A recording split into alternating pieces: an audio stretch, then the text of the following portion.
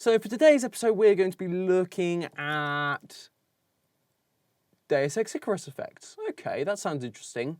Wait, the next major story in this series is another book? Who reads this much about video games? Ugh, the only thing worse than this is having to go online to read all the backstory cards for Destiny.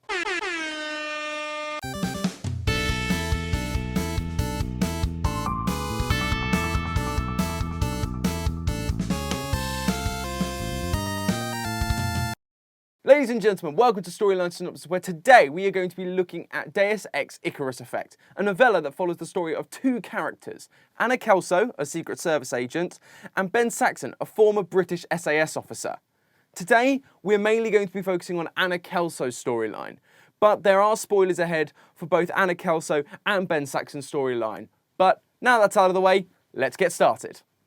Anna is on a mission to guard a meeting between Senator Jane Schuyler and Garrett Dansky, CEO of Caden Global.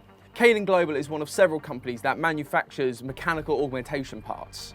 They are going to be discussing US policy towards augmentation, but the group is attacked by a special ops team, killing everyone except Senator Schuyler and Anna. However, she is seriously injured. Well, this is off to an exciting start, isn't it? Anna recovers from her injuries and rejects the official explanation that the Senators' meeting were attacked by the Red Arrow, a notorious gang from China.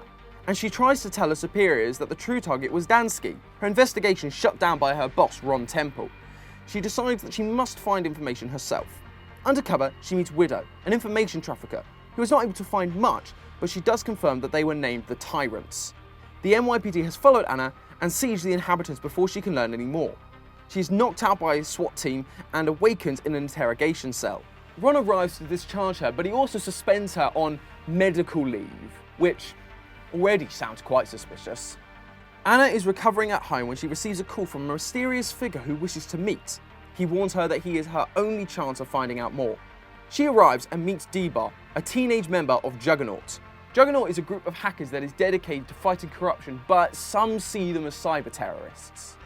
He explains that the Tyrants are part of an ancient and powerful organization. Dapper explains the Icarus Effect. In the words of CinemaSins, roll credits.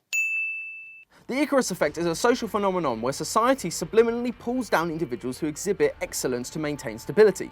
The Tyrants are a weapon that prevents change by cutting down anyone who flies too high. Dansky was one of those people who risk radical social change. He also tells Anna that the Secret Service has a mole. She agrees to help and the two head to her old office. Anna sneaks into the SS headquarters and manages to download the information. She learns that Ron was the mole, but is caught before she can escape. She is taken to a prison cell and is interrogated by Ron. He explains that his superiors threatened to kill his ex-wife and children. He tried to keep her from getting involved, but now she needs to face the consequences of her investigation. As she is being driven to a remote facility, a semi crashes into the van. Dapper manages to break her out, but she still doesn't trust him, so she steals his car and drives off. She arrives at a suburb, and as she jumps the fence, she sees two people leaving Ron's house, who get shot. After the scene clears, she sneaks into the house. As she investigates, she learns the Tyrants are still in the home. She ducks into the basement to hide and meets Ron, who is also hiding out. They hear the Tyrants leave and sneak back to the first floor. A grenade rolls into the room and Anna manages to escape the blast. Ron does not. Arriving home, Anna is uneasy about what to do next. She turns on her television only to find out that she is being blamed for the killings at Ron's house. She receives a package from Juggernaut containing directions to a location in Canada. Shortly after opening the package, she notices that her back window is open, where she's attacked by Yelena Fedorova, a senior member of the Tyrants. Anna manages to get the upper hand and throws an EMP, crippling both her visual orgs and Yelena's legs and cloaking orgs. Anna runs until she reaches a distant highway. She rides several trains to avoid being caught, but at one stop she suspects a police raid and breaks out the window. After fumbling through the darkness, she is found by Dapper. They return to Juggernaut HQ, where Anna gets to meet Juan Lebedev, a major investor in the New Sons of Freedom, which is a freedom fighting group. She also meets Pal, a leader of a small NSF platoon. They confirm the Tyrants work for an ancient organization, the Illuminati. Illuminati confirmed! Illuminati confirmed! However, she is still skeptical about this explanation. Anna is then contacted by Janus, a mysterious figure who shows her a vision of the Illuminati's true plans. She sees augmented people rioting in the streets, burning buildings and killing people. This convinces her that the Illuminati is real, and she decides to help. Janus tells them he has sent his own special agent to assist them, and a small automated trawler appears. This is where Ben Saxon and Anna's storylines converge. Ben Saxon emerges and gives Dapper the password for the killing floor. When they get there, they learn that the tyrants are heading for Geneva, Switzerland. The same week, the Bill Taggart of Humanity Front is in town, who the tyrants plan to assassinate, making him a martyr for the anti-Org cause and push the vote for UN regulations. When they arrive in Geneva, the group split into two forces. Anna and Dapper pursue a car bomb that is heading to Taggart's hotel.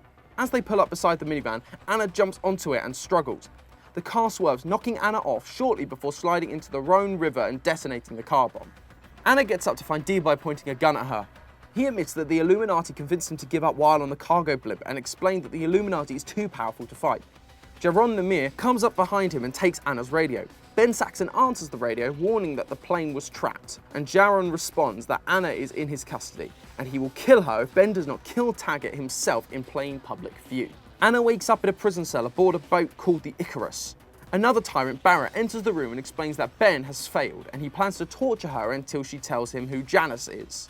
At the last minute, she punches him and escapes to the deck of the ship. In the cargo hold, she fights Yelena and is able to start a fire. Anna is dragged back to the deck, where the three surviving tyrants plan to take her to the remote base. Just as they are taking off, Saxon emerges, having killed the pilot. Jaron decides to challenge Saxon to a one-on-one fight. After the fight, Ben points a gun at Jaron's head, but Barrett threatens to kill Anna if he kills their leader. Saxon lets them go again, while him and Anna jump off the burning wreckage of the Icarus to avoid gunfire. Anna is able to breathe underwater due to her rebreather augmentation, and the two manage to escape through a breach in the boat's hull. Finally, we end up in Costa Rica. Ben Saxon and Anna Kelso are recovering from their injuries, and Anna plans to stay there, where the Illuminati have minimal influence. Ben plans to leave for an unknown location. Before he leaves, Anna stresses that she remembers something from Janice's vision, that a series of changes coming, and that no one can change it. Wow, this was a long episode. I'm sorry about that, but it's a big book. We still haven't even covered Saxon's storyline, and if you want, you can actually check out the video I did on him right here.